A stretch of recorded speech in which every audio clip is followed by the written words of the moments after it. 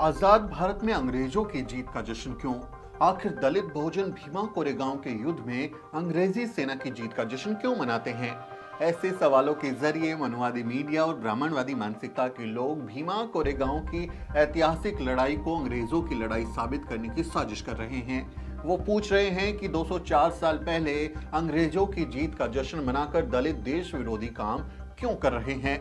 असल में ये लोग हकीकत को बहुत ही चालाकी से छुपा रहे हैं और ऐसे लोगों से आज मैं कुछ सवाल पूछने वाला हूं। आप इंडिया गेट को कैसे देखते हैं? अगर भीमा कोरेगांव जैसी ऐतिहासिक लड़ाई आपके लिए सिर्फ अंग्रेजी सेना की जीत है तो उस पर गर्व करने का आपके पास कोई कारण नहीं है, तो फिर ये बताइए कि 42 मीटर ऊंचा इंडिया गेट आपके लिए गर्व का प्रतीक कैसे हो गया? इंडिया गेट प्रथम विश्व युद्ध में अंग्रेजों की तरफ से लड़कर शहीद होने वाले भारतीय सैनिकों की याद में बनाया गया था। 13,000 से ज्यादा शहीदों के नाम इंडिया गेट पर उकेरे गए हैं। ये सैनिक फ्रांस, अफ्रीका और अफगानिस्तान जैसे मोर्चों पर लड़ रहे थे, जिनका मकसद ना भारत को आजाद कराना था और ना ही अंग्रेजों से विद्रोह करना। तो बताइए, आप आजाद भारत में इंडिया गेट को कैसे देखते हैं? आप मंगल पांडे पर क्यों गर्व करते हैं? मंगल पांडे ब्रिटिश सेना का सिपाही था जो मजे से तब तक अंग्रेजी अफसरों के हुक्म का पालन कर रहा था जब तक उसे माता दीन भंगी ने यह ताना नहीं दिया, तू शूद्र से भेदभाव करता है लेकिन गाय के मांस का बना कारतूस मुंह से फाड़ता है। इससे पहले तक उसे ब्रिटिश सिपाही होने में कोई दिक्कत नहीं थी। वो अंग्रेजों के एक हुक्म पर अपने ही देश के क्रांतिकारियों पर बिना हिचकिचाए गोलियां बरसाता था। मंगल पांडे ने वैसे भी अपनी हिंदू धार्मिक भावनाओं के आधार पर ही विरोध किया था, ना कि भारत मां की आजादी के लिए। तो क्या आप मंगल पांडे पर गर्व करना छोड़ देंगे? अपनी धार्मिक भावना की रक्षा के लिए गोली चलाने वाला मंगल पांडे आपका हीरो है, लेकिन आत्मसम्मान के लिए हजारों की सेना को मिट्टी में मिला देने वाले महार आपके लिए विलन कैसे हो गए? गजब का दोगलापन है आपका। सारागढ़ी की लड़ाई का क्या? 12 सितंबर 1857 को खैबर पख्तूनख्वा में लड़ी गई सारागढ़ी की लड़ाई को क्या कोई झुठला सकता है? ब्रिटिश सेना के 21 सिख सैनिकों ने अफगान सेना के 10,000 सैनिकों के छक्के छुड़ा दिए थे। क्या उस वक्त इन 21 बहादुरों का मकसद भारत की आजादी था? शायद नहीं, क्योंकि वो सब तो ब्रिटिश सेना की नौकरी कर रहे थे। तो क्या आप इस लड़ाई को इतिहास के पन्नों में दफना सकते हैं? क्या आपके लिए इस अदम्य साहस और वीरता की लड़ाई में गर्व की कोई बात नहीं है?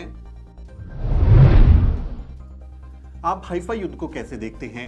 23 सितंबर 1918 को विदेशी सरजमी पर लड़ी गई हाइफा की ऐतिहासिक लड़ाई में भी तो भारतीय सैनिक अंग्रेजों की तरफ से ही लड़ रहे थे। क्या उन राजपूत जवानों की बहादुरी पर गर्व नहीं करना चाहिए? क्या दिल्ली के तीन मूर्ति चौक पर, जिसे आप हाइफा चौक के नाम से जानते हैं, वहां से गुजरते हुए सम्मान और जोश की अनुभूति नहीं होनी चाहिए? ये सभी सैनिक भी तो अंग्रेजों के लिए ही लड़ रहे थे। आखिर क्या है भीमा कोरेगांव की लड़ाई? 1 जनवरी 1818 को पुणे के पास सिर्फ 500 महार सैनिकों ने पेशवा बाजीराव द्वितीय की 28,000 सैनिकों की फौज को बुरी तरह से धूल चटा दी थी। ब्रिटिश सेना की महार रेजिमेंट के शौर्य और अदम्य साहस जैसे मिसाल इतिहास में कहीं नहीं मिलती। पेशवा राज भारतीय उपमहाद्वीप के इतिहास का सबसे क्रूरतम शासनकाल था। मराठों के साथ छल करके ब्राह्मण पेशवा जब सत्ता की कुर्सी पर आए तो उन्होंने शूद्रों को नरक जैसी यातनाएं देना शुरू कर दिया। पेशवा राज में शूद्रों को थूकने के लिए गले में हांडी टांगना जरूरी था, साथ ही शूद्रों को कमर पर झाड़ू बांधना भी जरूरी था, जिससे उनके पैरों के निशान तक मिट जाएं। शूद्र केवल दोपहर के समय ही घर से बाहर निकल सकते थे, क्योंकि उस समय शरीर की परछाई सबसे छोटी होती है। परछाई कहीं ब्राह्मण के शरीर पर ना पड़ जाए, इसलिए उनके लिए यह समय निर्धारित किया गया था।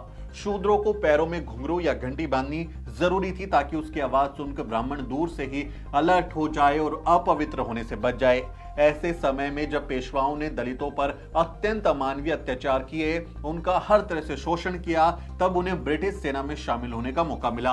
अंग्रेज चालाक थे और ब्रिटिश सेना में शामिल सवर्ण शूद्रों से कोई संबंध नहीं रखते थे, इसलिए अलग से महार रेजिमेंट बनाई गई। महारों के दिल में पेशवा साम्राज्य के अत्याचार के खिलाफ जबरदस्त गुस्सा था, इसलिए जब 1 जनवरी 1818 को भीमा कोरेगांव में पेशवा सेना के साथ उनका सामना हुआ तो वो उन पर शेरों की तरह टूट पड़े। सिर्फ 500 महार सैनिकों ने बाजीराव द्वितीय के 28,000 सैनिकों को धूल चटा दी। महारों में अंग्रेजी सिपाही होने से ज्यादा जातीय भेदभाव और अपमान का बदला लेने की ललक थी। इस तरह ऐतिहासिक लड़ाई में महारों ने अपने अपमान का बदला लिया। इस जीत ने वर्ण व्यवस्था पर ऐसा प्रहार किया कि वो आज तक संभल नहीं पाई है। बाबा साहब ने भीमा कोरेगांव में शौर्य दिवस के सामने खड़े होकर कहा था, आप शूरवीरों की संतान हो, याद करो तुम्हारे पूर्वजों ने कितनी बहादुरी से लड़ाइयां लड़ी हैं। आज भी 1 जनवरी को लाखों लोग भीमा कोरेगांव पहुंचते हैं और शौर्य स्तंभ से प्रेरणा लेते हैं। उसे देखकर उनमें आत्मविश्वास आता है और इसी आत्मविश्वास से घबराकर मनुवादी लोग और मीडिया दलितों के साहस के इस महापर्व को बदनाम करने की साजिश करते हैं। उम्मीद है आज का ये वीडियो आपको पसंद आया होगा। इस बारे में आपकी राय बनी होगी, आपका क्या सोचना है कमेंट में लिखें और हमारे चैनल को भी जरूर सब्सक्राइब करें। साथियों, मेरा नाम सुमित चौहान है और इस वीडियो स्टोरी में मेरी मदद कर रहे हैं मेरे सहयोगी मोहित और अजरा। अगले वीडियो में मिलते हैं साथियों।